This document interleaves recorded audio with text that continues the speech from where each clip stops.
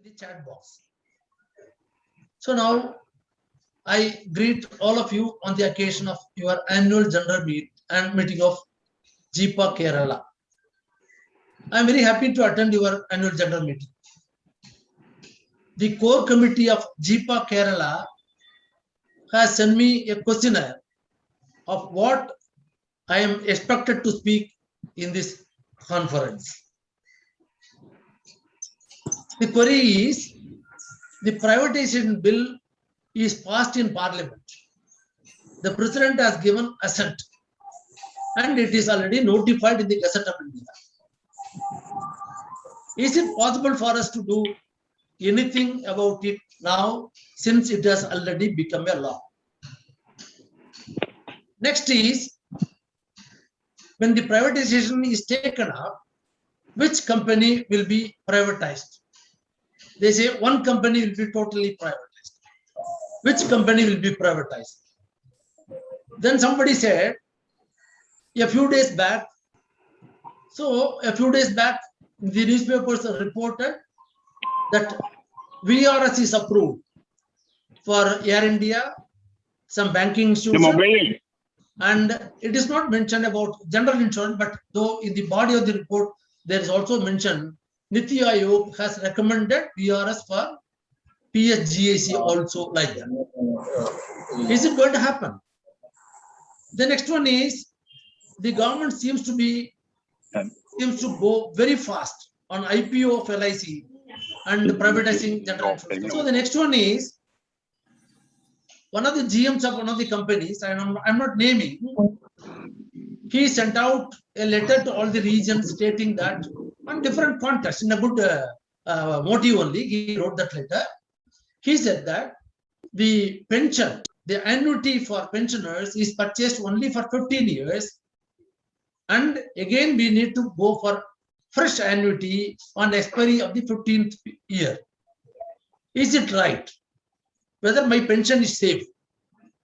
Whether after me, the spouse of the employee, pensioner, will get family pension? Will I get dearness relief once in 6 months, which is obtained through additional annuity from LIC of India?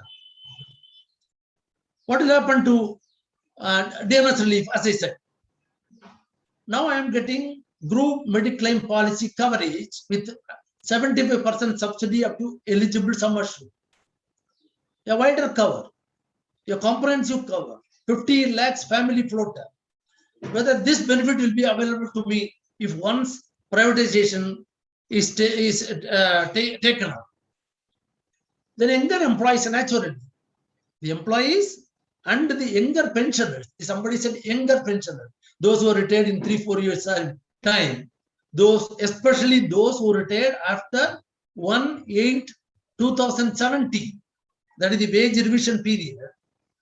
So they feel concerned on the delay in the finalization of wage revision in general insurance.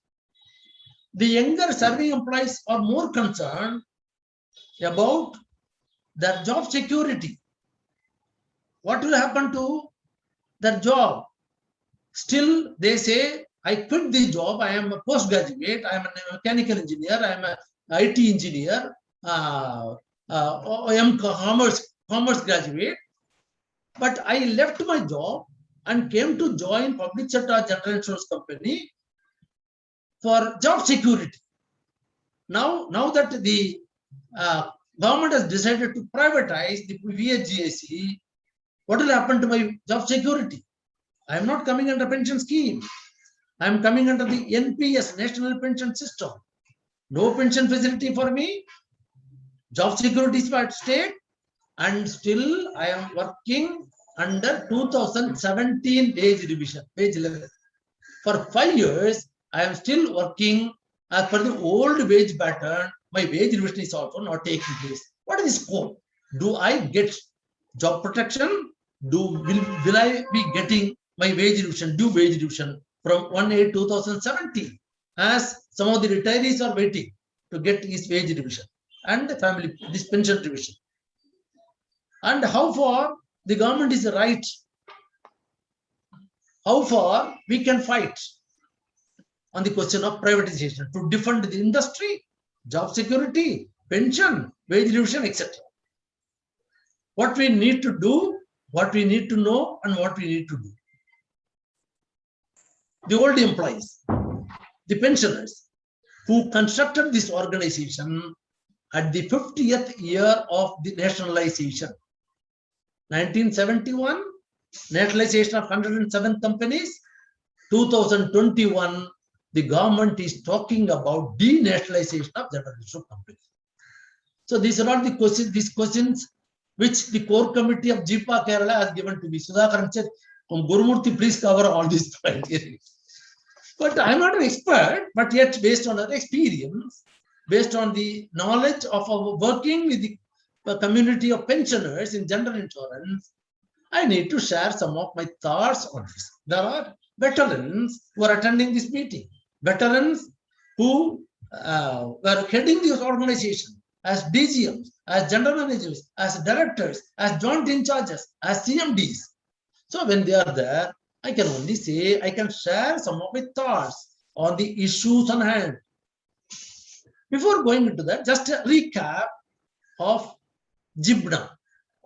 JIBNA, General Insurance Business Nationalization Act, came into being in 1972, JIBNA 1972, following the takeover of 107 public sector private general insurance companies in the year 1971. The act came in 1972. It deals with nationalization of private general insurers in the country. That is JIBNA 1972. Up to 2002, the four companies were part of GIC. GIC was the holding company and GIC was the government company. Under GIC, the four companies, United National, the GIC will be dealing, the companies will be dealing from GIC of India, and all these companies will directly come under the control of the central government. That is from 2002, insertion of para 10A under the JIBNA Act. Then in 2014, next amendment comes. The purpose of that delinking of GIC and subsidiaries was originally, there was an hidden agenda to slowly go for IPO and selling of the company, which we had been resisting through in-service employees, unity and struggle. So again, the insurance, there is another call. One is JIBNA, another is ILA, Insurance Laws Bill. Insurance Laws Amendment Bill, 2-3 times, it also went into changes and amendments. That Insurance Laws Amendments was changed, amended to increase the FDI limit in the private insurance companies, both life and general. Originally, it was 26%. Then they made it in 2000, I think recently, they made it to 49% in 2004. That is a comprehensive amendment. 2004, it was a comprehensive amendment. And again, recently, in this year, current year, March 2021, that insurance amendment bill, through that, the FDI limit in private insurance companies has been increased to 74%. That is another thing, insurance bill.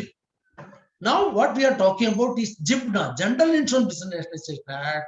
So, 2002, delinking GIC and the four companies, all companies coming directly under Government of India.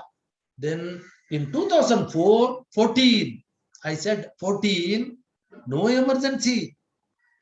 The ordinances were passed only in emergency condition situations. But in 2014, on 24th December 2014, the government brought out an ordinance, special act, by which the insurance law, there was a comprehensive amendment to so many laws under IL. That is comprehensive, under which also this para 10B was inserted in JIBNA. 10B, I was talking about 10A, delinking GIC in subsidiaries. In 2004 ordinance, which was made into Act in 2015, that is Act number 5 of 2015, the Jibna was amended to include para 10B. 10B, for the first time, talks about disinvestment of public sector general insurance companies. First time. There was a lot of discussions earlier that self-committee, joint self-committee, and bill getting left, then government coming with ordinances, all these things happened. But this 2004 or 2015 Act, that the 5 of 2015 Act, inserted a clause, namely 10B, which talks about privatization. It says GIC and the companies may raise their capital for increasing their business in rural and social sectors. Understand? The GIC and the companies may raise their capital, all couched in very beautiful language, diplomatically. They may raise their capital for increasing the business in rural and social sectors to meet solvency margin and such other purposes as the central government may empower them in this behalf. Understood? That means you can mobilize resources. If they would have left it, there was a hue and cry, but the government said, no, I am not privatizing the public sector. They give an assurance. When there was a hue and cry, where is the urgency for the ordinance? Why do you make it a law? Please remove it. If at all, if something is required without amending the law, we can mobilize resources. Since from 1971 till 2015, 16, 17, the companies did not ask money from the government. We generated internally the resources required for recapitalizing the companies. See, till recently. So, we did not ask you money. If and when we require money, there is already a provision, we can do that. So, that way we were asking, then government said, no. We say it is only an enabling provision. We are not going to sell this one, but we give you an assurance. That assurance is made as a proviso to 10B of the Jibna Amendment Act 2015. That is very important. What is the proviso said? 10B talks in general disinvestment. That is allowing you to go to the capital market. And the proviso gives an assurance, a solemn assurance. It says, provided that the shareholding of the central government shall not be less than 51% at any point, any time. This is important. There is a solemn assurance, understand. So now this act, this 2021 Jibna Amendment 2021 Act is removing not 10B. People are talking about 10B is removed, 10B is not removed. If 10B is removed, I am very happy, we are happy. 10B is providing for disinvestment. The 10B proviso is giving assurance that in spite of disinvestment, the government shareholding will not be less than 51%. I will maintain the public sector character of the insurance companies. So now the 2021 amendment removes that proviso, only two-line proviso. The 51% no guarantee. No, they say it is open. I can disinvest any company, 4 companies and GIC. See, I can do this 100% disinvestment in any company. This is what that law says. This is very dangerous. This is to be understood. And there are other provisions. 10B proviso is removed. Okay, I told you about the simple. Only proviso. 10B is the intact. Then there is also an amendment to 24B. It is only corollary. I don't say it is bigger thing. The government says by inserting clause 24B in the Jibna Amendment Act 2021, it says in the event of the government's shareholding coming down 51%, then naturally the powers of the board will be given to private companies. So when you relinquish the control, when the government relinquishes its control by their share going down below 51%, then the power is going to the board of directors of the company, which will be held by the private company, natural. That are the consequences of attacking you and me.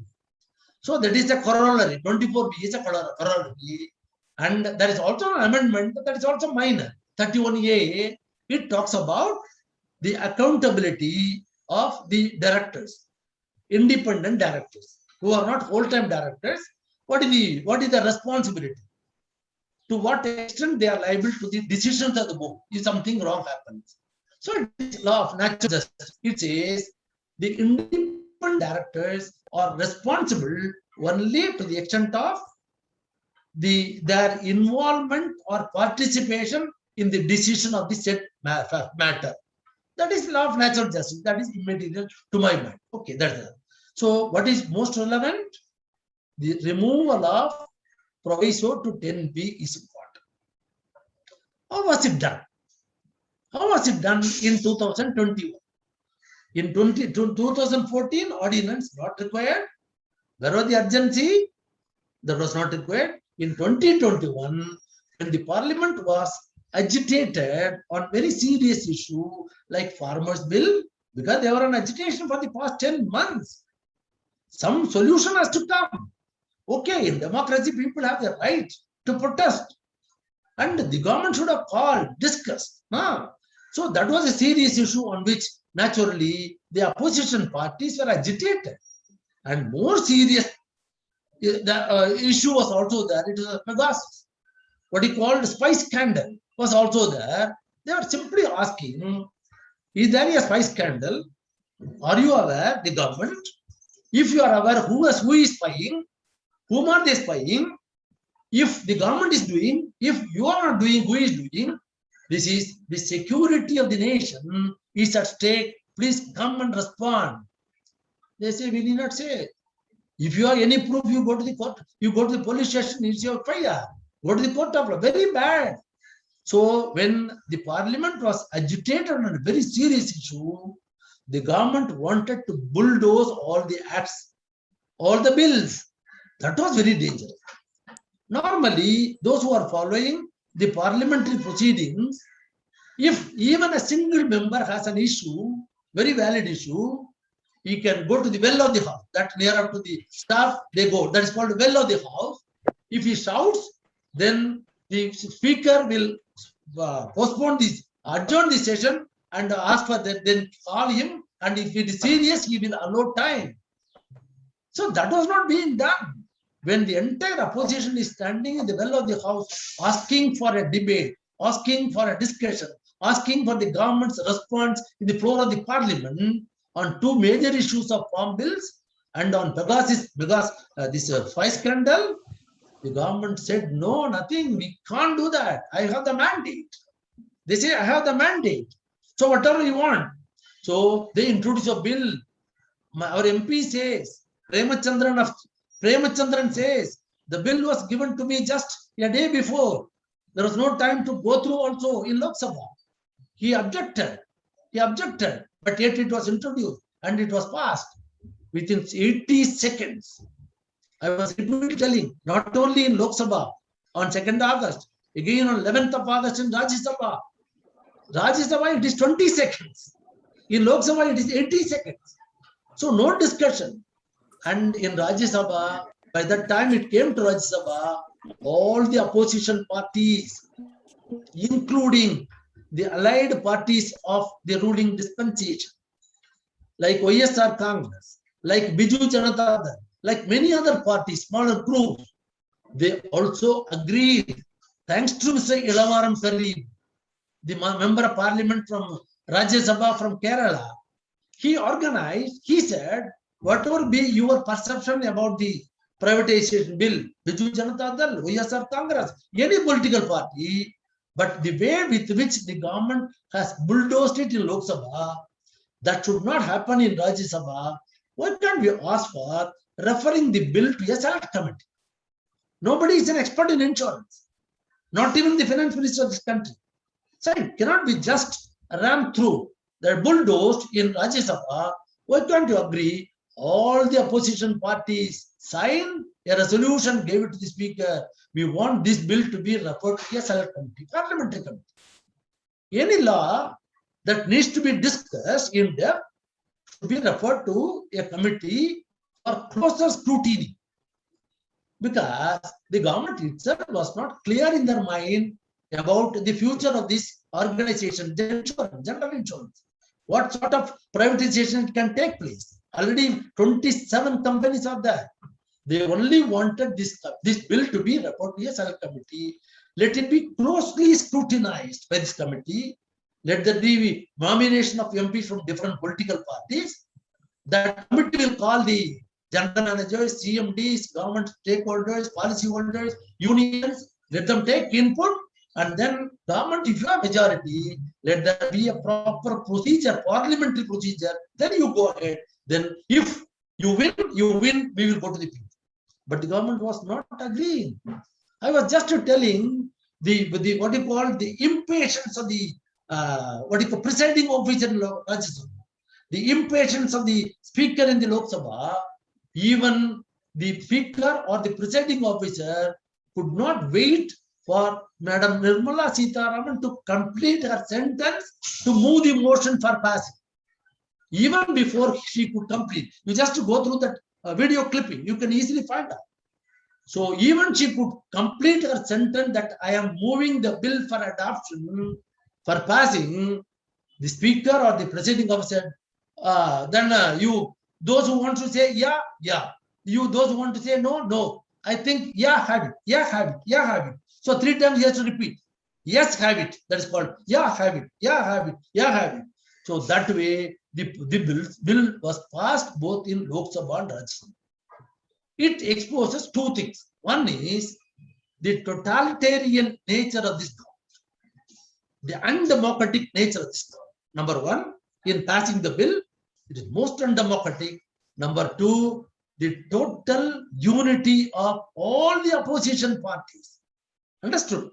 Those who may be supporting the privatization, but yet on the principle of democracy and parliamentary democracy, 2 things the government got exposed. Democratic attitude, and then it made opposition come together. That is very, very important. So today, when we say we are not going to leave this issue, it came out of the total unity which could be exhibited in Rajya Sabha. 2 things are come. Now, people are asking, sir, now that it has come, is it possible to fight it out, sir? I say, yes, it is possible. And Mr. Chalam is there. He's a legal man also. He's a legal man also.